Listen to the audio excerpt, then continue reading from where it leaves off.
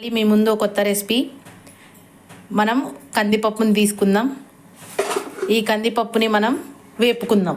మీరు బయట ఉన్న పప్పు అయినా ఇంట్లో పప్పు అయినా ఏ పప్పు అయినా సరే ఖచ్చితంగా వేపుకోండి. ఫస్ట్ మనం ఈ వేపుకున్న పప్పుని కుక్కర్లో వేసి 4 విజిల్ రానిద్దాం.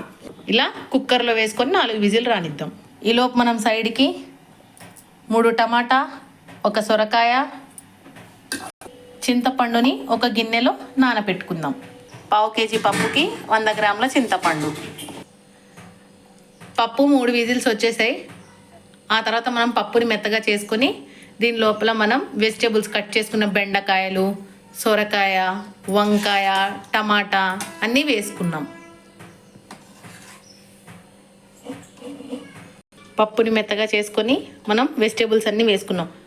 మనం బెండకాయలు, సొరకాయలు, టమాటా, వంకాయ, ములక్కాయ అన్నీ టేస్ట్గా ఉంటే అన్నీ వేసుకోండి.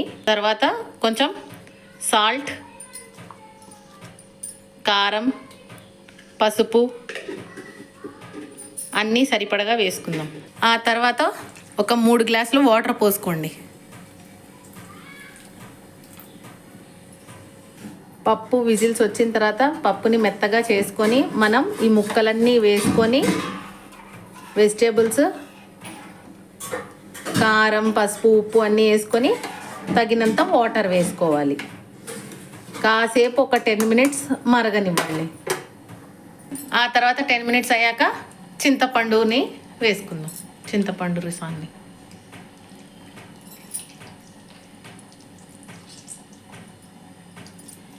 చూసారా, మనకి సాంబార్ అనేది మరుగుతుంది. ఇప్పుడు చింతపండు కూడా వేసుకున్నాం. ఆ తర్వాత 10 మినిట్స్ అయిన తర్వాత మనం మరుగుతున్న దాంట్లో కొంచెం కరివేపాకు వేసుకుందాం. చూసారా ఎంత కలర్ఫుల్గా బాగుందో. కరివేపాకు వల్ల మనకి మంచి స్మెల్ కూడా వస్తుంది, టేస్ట్ కూడా చాలా బాగుంటుంది. ఖచ్చితంగా ఇలా సాంబార్ ట్రై చేయండి.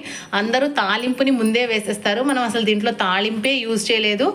ఓన్లీ పప్పు విజిల్స్ వచ్చిన తర్వాత పప్పు కొంచెం మెత్తగా చేసుకొని మనం కూరగాయలు వేసుకున్నాము. ఆ తర్వాత వాటర్ వేసుకొని ఉప్పు, పసుపు, కారం అన్నీ వేసుకొని వాటర్ వేసుకొని చింతపండు రసాన్ని వేసుకున్నాము.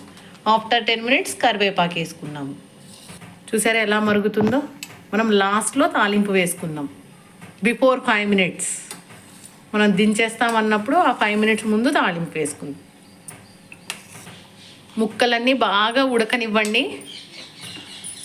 బాగా అంటే ఒక 1/2 అవర్ దాకా అయినా ఉడకనివ్వండి మొత్తం. ఆ తర్వాతే మనం తాలింపు వేసుకుందాం. ఆల్మోస్ట్ మరిగిపోయింది చూడండి. 1/2 అవర్ అయిపోయింది. ఇంకా ఇలా మరుగుతూ ఉంటుందన్నమాట. ఇప్పుడు మనం తాలింపు వేసుకోవాలి. తాలింపు కోసం ఒక గిన్నె పెట్టుకొని దాంట్లో కొంచెం ఆయిల్ వేసుకొని, కొంచెమే ఆయిల్ చాలు, మనకి కొంచెమే సరిపోతుంది. ఆవాలు, జీలకర్ర, ఎండుమిర్చి, ఎల్లుల్లిపాయ, పచ్చిశనగపప్పు ఇప్పుడు ఆయిల్లో వేసేసుకోవాలి అవన్నీ. తర్వాత కొంచెం కరివేపాకు కూడా వేసుకున్నాం. కొంచెం హింగువ వేసుకోండి. కావాలంటే తాలింపులో మీరు ఉల్లిపాయలు వేసుకోవచ్చు. ప్రజెంట్ మేము వాడట్లేదు. అది వేసుకొని కూడా నేను మీకు తర్వాత వీడియోస్లో పోస్ట్ చేస్తాను. తాలింపు ఎప్పుడు మనం సిమ్లో పెట్టుకొనే వేయించుకోవాలి, లేకపోతే హైలో పెడితే మాడిపోతుంది, అంత ఫ్లేవర్ రాదు. ఇప్పుడు మనం స్టవ్ ఆఫ్ చేసేసుకోవాలి.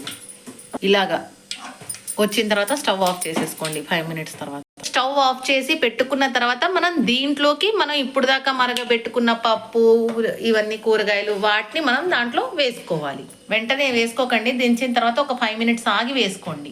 ఇంకా మనం 5 మినిట్స్ తర్వాత మొత్తం వేసేసుకుంటాం. తాలింపుని మరగబెట్టకండి ఎప్పుడు కూడా.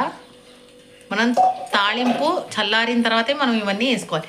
టేస్టీ టేస్టీ పప్పు చారు రెడీ అయిపోయింది. లాస్ట్లో కొంచెం కొత్తిమీరతో గార్నిష్ చేసేసుకోండి. అంతే. ఎలా వచ్చిందో మీరు కూడా ట్రై చేసి కింద కామెంట్ చేయండి. Please like, share and subscribe.